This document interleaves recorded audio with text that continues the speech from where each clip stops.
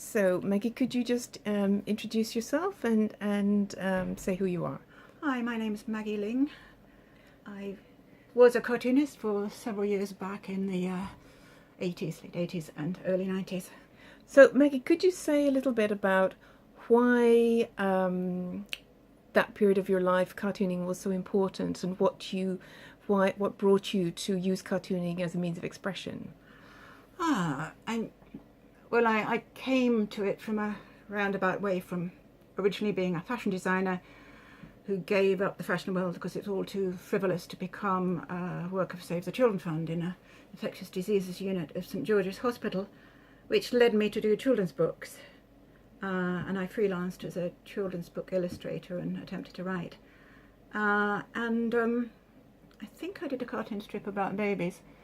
And somehow, I don't know why, I sort of started doing some cartoon strips and entered some for the Sunday Times cartoon competition in, can't remember, 84, 83.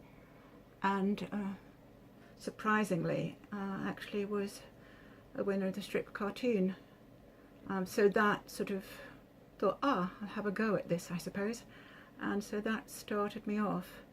And I had a couple of lucky years, which when things started to go well, Posy, happily taking time out from the garden, which made me sort of hopeful that I would be the regular fill-in for her, which I was for a bit, but circumstances and certain editors got in the way to kind of hit that career on the head pretty hard.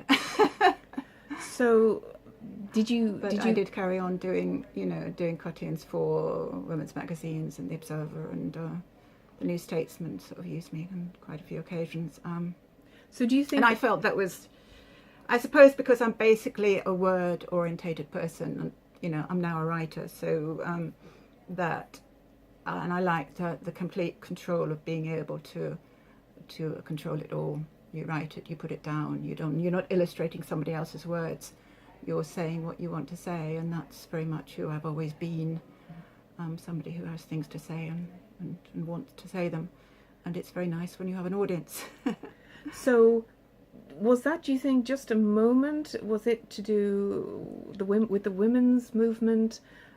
Because obviously you were writing your own strips and doing your own cartoons. Yes. Was that a good fit for you at that moment, to use cartooning to express what you might have been feeling? It probably was. I mean, am a feminist. It's not such a fashionable word now, but some of my friends that probably at the time would have seen me as more flighty, because I've always worn makeup, largely because of the one eye, and I was not your sort of scrubbed up dungarees and whatever, but and it was a sort of gentler form of feminism in my cartoons, I suppose, but it was very much about women. And did you get much feedback from from women in response to your cartoons? Not a lot, because I didn't get enough exposure, I think, but I did. I got some one or two hate bits when I started at the Guardian, which they said is great. Do you remember in response to what? One was about one was a cartoon strip called Holding Your Own, where I depicted two old friends meeting after some time, and one was spiky hair and dungarees, and the other had a baby in a buggy. And say, oh, how wonderful to see you, tell me what you've been doing. But the whole strip, as it goes on in about 12 frames, is the fact that the spiky-haired woman in the dungarees could not get a word in because this woman was completely obsessed with her baby. And, the last frame was, oh, you must come round, and, it's so good to catch up on old times. And the spiky-haired woman in the dungarees hadn't really said a word. And I called it Holding Your Own. And it got one or two mothers saying it was disrespectful of motherhood, and was a bit angry. Angry mothers came in about that. But when I did leave the Guardian way too soon on the second summer, after a very brief 2 or 3 weeks, I did get 2 or 3 letters sent into the Guardian saying we love having.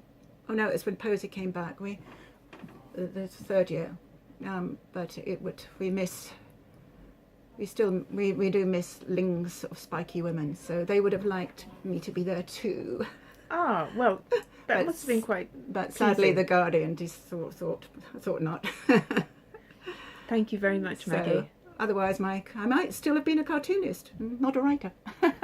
That's great, Maggie. Thank you very much. Thank you.